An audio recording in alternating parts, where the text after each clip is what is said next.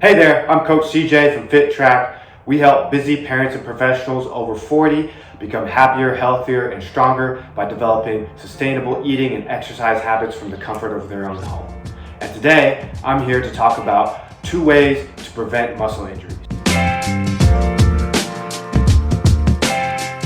Jump into the 2 ways to prevent muscle injuries, we need to understand why muscle injuries occur. And typically they occur for one of 2 reasons. Number 1, fatigue. Your muscle is just overworked and tired, so a muscle injury occurs. Or number 2, your muscle is exposed to a force or load that it can't handle. So your muscle becomes overloaded, and this particularly happens at the end ranges of motion.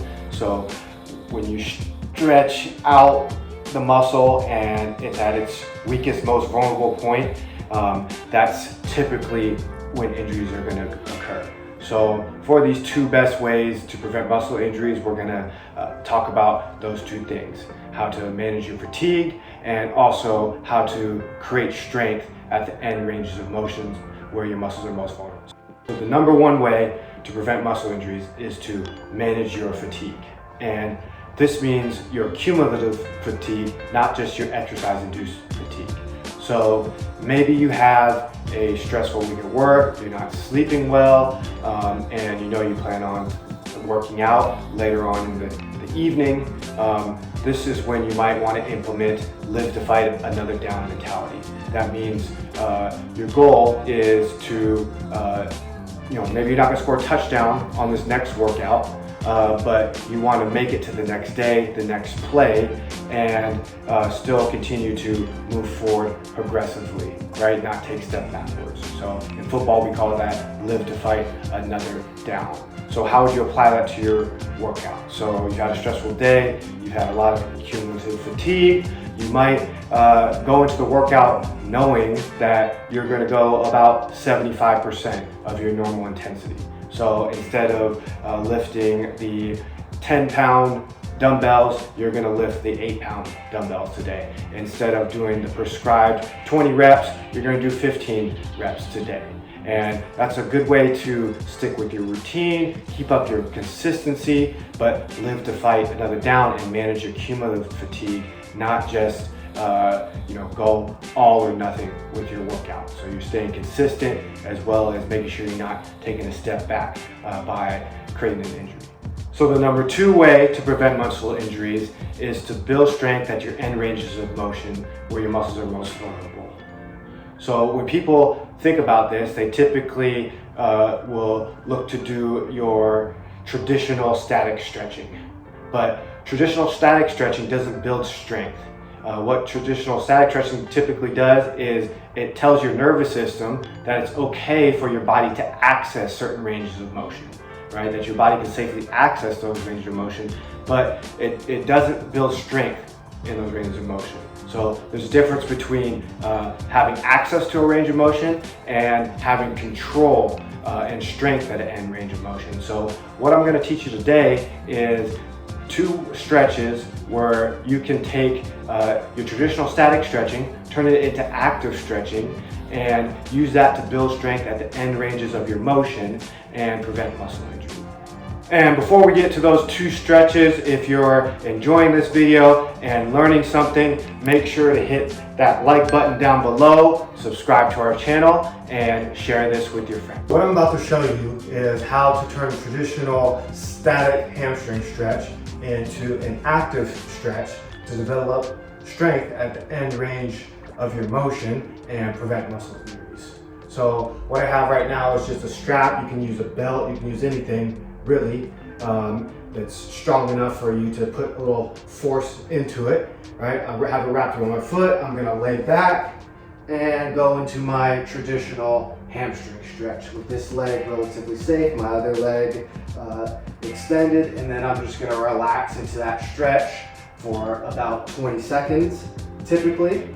And what this is doing is just let my body know, let my nervous system know that it's safe to access this range of motion, right? So now I'm able to access this range of motion. The next step is I want to develop strength in that range of motion. So what I'm going to do is I'm going to hold tight on the band so the band doesn't move, and I'm gonna drive my heel down, right? Drive my heel down, like I'm trying to drive it down to the ground. But I'm gonna hold the band tight so it doesn't move, and now I'm developing isometric strength at that end range of motion of my hamstring. So I'm at that end range of my stretch. I'm gonna hold the band tight and I'm gonna push. And I'm gonna push 2, 3, 4, 5, 6, 7, 8, 9, 10, right? So I'll traditionally do 20 seconds static hold, 10-second push. 20 second static hold, 10-second push. And when you do that once a day, you'll find that your flexibility starts to get better, and you're also able to control through that full range of motion. So now I'm going to demonstrate an upper body version of the active stretching that we just demonstrated with the hamstrings. So this is going to be for my pec muscle here in my chest. And what I'm going to do is take my arm at a 90-degree angle, right? And then I'm going to turn my torso away from it so I feel that stretch through my pec muscle right here. Right, then I'm going to hold that for typically about 20 seconds. And then what I'll do is keep my core tight so the rest of my body doesn't move. But at this end range of motion, when I feel that stretch, I'm going to push. So I'm pushing this way into, this could be a doorway or whatever solid object you have here that you can push into. So I'm twisting away, feel the stretch, and then I'm going to push 2, 3, 4, 10.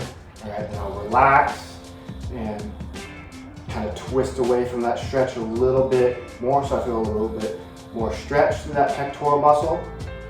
And then I'll do another push for 10 seconds. And then after I complete that cycle 2 or 3 times, now what I'm gonna do is I'm not gonna move my torso at all, and I'm gonna try to lift. So I'm lifting away from the wall or object here. So I'm not moving my torso, I'm not turning like this to do that. Torso stays the same way. All right, I'm at that end range of motion, and then I'm lifting off. So I'm developing control by lifting off of that stretch without moving my torso, and then I'll hold for a 10-second count. So recapping, I'll start with the static stretch, just turning away, stretching that pectoral muscle for 20 seconds, and then I'll push without moving my torso into the object for 10 seconds, and then I'll pull away without turning my torso, just using that pec shoulder there, pull away from that object for 10 seconds. And then I'll cycle through that 2 to 3 times. And that's a good way to develop strength and control at the end range of motion at your shoulders to prevent muscle injuries. So that covers the 2 best ways to prevent muscle injuries. Number 1, manage your fatigue. Number 2, develop strength through the end ranges of your motion through active stretching. And if you learned something from this video, please make sure to like, subscribe, and share. And if you'd like the opportunity to work with me and my team to become happier, healthier, and stronger, there is a link in the description below where you can learn more about our program and set up a time to speak with us to see if it's a good fit. So thanks again for watching. See you again soon.